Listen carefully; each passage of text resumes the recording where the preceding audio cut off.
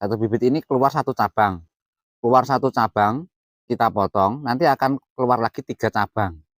Nah, 3 cabang ini kalau sudah setinggi ini kita potong lagi agar supaya pemotongan ini nanti keluar 2 cabang lagi. Jadi satu pohon bisa menjadi 6 cabang. Dalam satu batang seperti ini, kita bisa menghasilkan buah 2 buah seperti ini.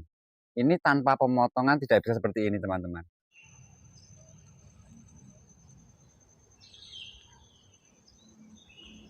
Ada sebuah cara untuk supaya bagaimana kita bisa mendapatkan untung yang lebih besar daripada seperti biasanya. Jadi di dunia pertanian itu selama kita masih mau belajar, masih mau menerima saran dari teman-teman dari lingkungan sekitar, dan jika kita mau membuka pikiran, maka kita akan selalu mendapatkan ide-ide dan motivasi atau inspirasi dari teman-teman kita itu. Nah, di konten kali ini kita akan membahas atau membagikan sebuah tips atau cara bagaimana cara kita bisa mendapatkan untung yang lebih dari satu tanaman ini. Dengan cara yang akan nanti kita bahas ini adalah satu pohon sama dengan 5 pohon. Jadi satu pohon bisa menghasilkan setara dengan 5 pohon. Oke, bagi teman-teman yang nanti minat dengan dunia pertanian labu siam, ingin mencoba tanam labu siam, silahkan simak video ini sampai selesai. Jangan lupa like dan komentarnya. Yuk, tidak usah lama-lama, kita langsung ke caranya. Ini yang pertama. Cara pertama agar supaya tanaman labu siam ini bisa menghasilkan lebih banyak buah atau satu setara dengan 5 pohon. Nah, untuk di labu siam yang baru tumbuh seperti ini ya, baru tumbuh seperti ini biasanya ini saya potong di bagian ujungnya ini. Nah, ini bisa dilihat ya. Ini saya potong. Nah, ini bertujuan agar supaya setelah pemotongan ini, nah seperti ini, dia akan bercabang menjadi 3. Biasanya kalau tidak kita potong, biasanya cabangnya hanya 1 kali. Dia tinggal lurus saja, nanti buahnya agak kecil. Tapi dengan pemotongan seperti ini, nanti dia akan bercabang 3 dan cabangnya itu akan masing-masing akan membawa buah yang lebih besar daripada tanpa pemotongan. Oke, mungkin dari sini ada pertanyaan dari teman-teman, bisa ditulis di dalam komentar. Nah, yuk. Nah, untuk seperti ini ya.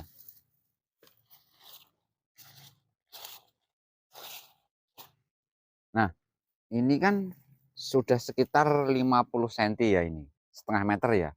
Setengah meter langsung kita potong saja di bagian sini.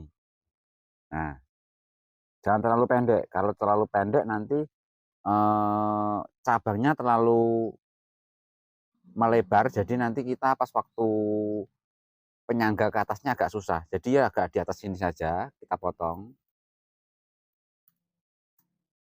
Nah, setelah kita potong di sini nanti akan bercabang ketiga ya. Nah, kalau yang kecil seperti ini belum waktunya dipotong. Paling tidak harus ada daun. Kalau sudah keluar daun nanti kita bisa potong. Nah, ini ada. Nah, seperti ini toh. Ini kan sudah menjalar tuh. Nah, seperti ini nih. Nah, ini. Nah, ini kita potong di sini saja. Nah, seperti ini. Nah, seperti ini ya. Kita potongnya.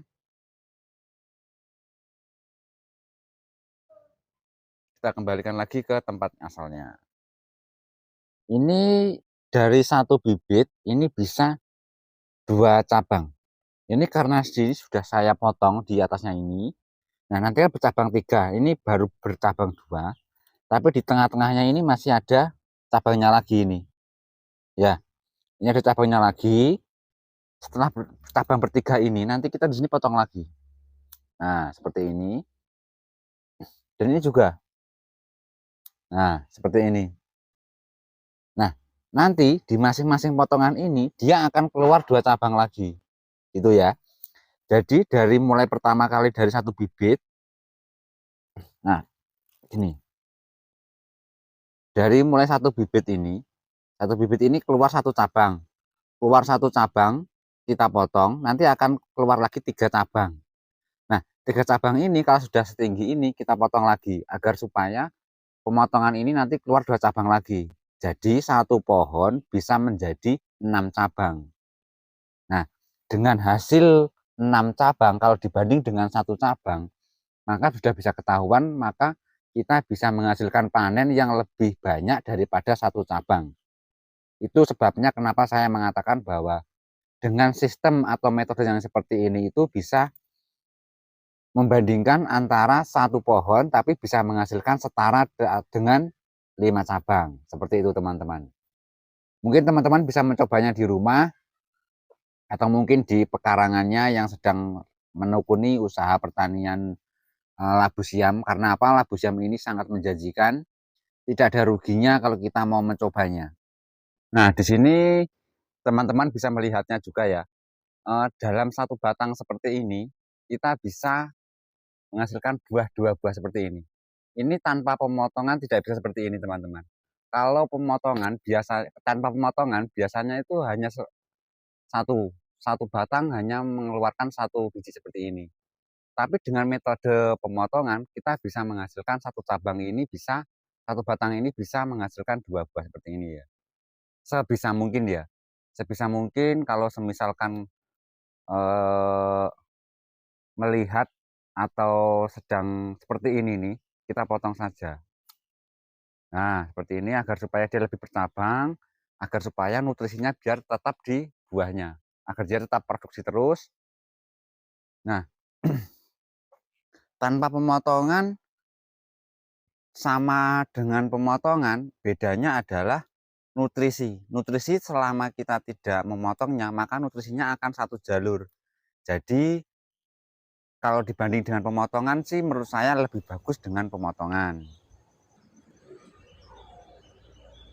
Kalau misalkan ada nih yang penasaran ingin eksperimen dengan labu siam, labu siam ini juga bisa disambung dengan labu waluh. Labu waluh itu apa ya? Kalau di tempat saya namanya waluh. Tapi kalau di teman-teman apa namanya? Silahkan nanti ditulis di komentar ya. Kalau saya itu kalau untuk kolak itu loh ya. Kalau itu kolak itu biasanya namanya waluh. Nah, itu biasanya Jipang itu juga atau Jipang atau labu siam itu biasanya bisa disambung dengan waluh tersebut. Nah, nanti setelah video ini, di video berikutnya nanti saya akan buatkan bagaimana cara menyambung labu siam dengan waluh atau labu waluh ya. Mungkin sekian dulu dari saya. Semoga konten ini bermanfaat bagi teman-teman dan semoga teman-teman banyak yang terinspirasi dari dunia pertanian. Jangan patah menyerah. Salam sehat, salam semangat. Sekian dari saya. Terima kasih.